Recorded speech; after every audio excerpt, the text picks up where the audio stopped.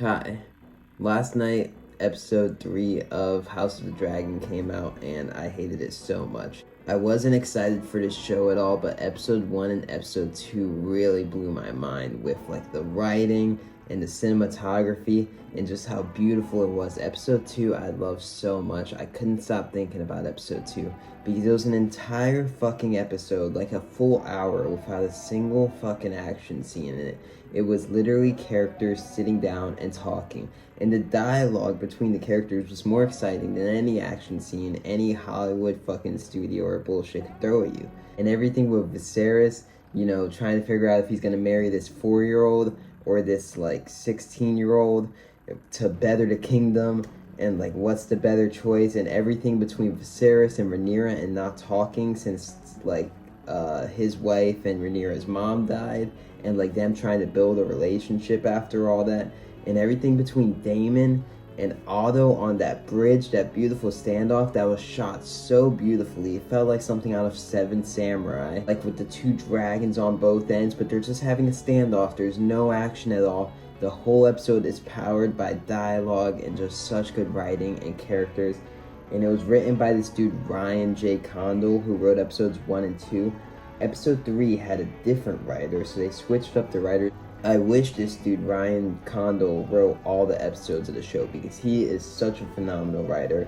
Episode 3 also had a different cinematographer than episode 2. Episode 3 was written by Gabe Francesca, who I think sort of ruined the show in ways, but also just the direction that the show went in sort of ruined it. In episode 3 to episode 2, they do a 3-year time jump, which you find it out very early on, and it really annoyed me. Because episode 1 to episode 2, there's a 6-month time jump, which is fine. I thought it was kind of unique and interesting when you find out about it. But then the 3-year time jump, there was so much good drama that was set up at the end of episode 2 that I was so excited to go back and explore and learn about, to see how the fuck does Alicent Hightower feel about Viserys randomly panicking and saying I'll marry Alicent. How does Corlys and Viserys' fallout of their relationship, what's gonna happen there? And Corlys going to Daemon for help and trying to team up with Daemon, how is Viserys gonna feel about that? You never find that out. Corlys is in episode 3 for 5 seconds. You just see him. I think he has 1 or 2 lines. You never find out how Viserys feels about having Corlys no longer a member of his council. You never find out how Alicent feels when Viserys panicked and said her name that he's gonna marry. You just see them 3 years later and they're a happy married couple, even though there's a 40-year age gap and she was Rhaenyra's best friend, and she's just pregnant as fuck with a second baby and already has a first baby. Alicent's feelings on all this you never delve into, which Ryan Condal, who wrote episodes 1 and 2, was all about feelings, all about these relationships between Viserys and his people on the council, and you don't get any of that in episode 3.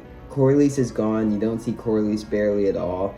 Alicent is just a happy pregnant wife, and Viserys is just a stressed out drunk. He took these majorly fleshed out characters with so many layers, so complex, there was no good or bad, everyone was so complex, and now it's Viserys is the town drunk, who the drunk king who is just stressed out, just yelling at Rhaenyra, get married. The entire episode he's just yelling, Rhaenyra, get married. And Rhaenyra's you won't marry me, I'm not a little girl. No sit down conversations really. It's just characters lashing out. And then you get into the fucking action scenes, which I hate. I hate action sometimes. I hate that studios in movies and television and Hollywood think people need action to be interested and excited.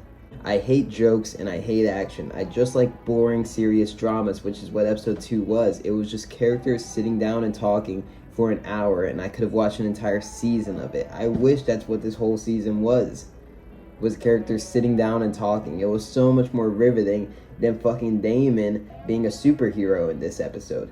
Daemon, when he faces off against the crab feeder, has people on cliffs with bows and arrows on both sides pointed down at him, and then he has an army in front of him. There's no physically possible way for Daemon to have slaughtered all the people that he did while dodging all these arrows coming at him. It reminded me of Obi-Wan, the stupid Obi-Wan show, when stormtroopers are on both sides of Obi-Wan shooting at him and they're somehow missing him and shooting each other from across. Like, it's one of the most ridiculous things I'd seen until I'd seen Damon face off against 100 people on both sides of him and in front of him, and he somehow escapes them all and kills like everyone, and then kills the fucking crab feeder, which I thought would have been such a cool villain to go through all of season 1. The entire like rivalry between Corlys and Viserys started because Viserys wasn't doing anything about the crab feeder and Corlys was losing his men. They never got back to that. Now we see like Corlys for 10 seconds in this show, and then Damon kills the crab feeder. That could have been a really cool villain, but now like that whole story is over in one episode because this dude Gabe Francesca decided to kill off the crab feeder so early on. And he said, how's he going to do it? Well, Damon's going to become a superhero. I hate superhero stuff. This is what killed Star Wars when they turned it into an MCU show. And now, fucking Game of Thrones is going to become a superhero show. Episode 2 and Episode 1 had so much good stuff going on. And this dude, Ryan Condal, is an incredible writer. And he's writing the season finale. I don't know if I'm going to make it there. Because, like, if they keep doing these time jumps, like, why are they setting up such good character conflict and just drama between the characters if we're just going to keep time jumping?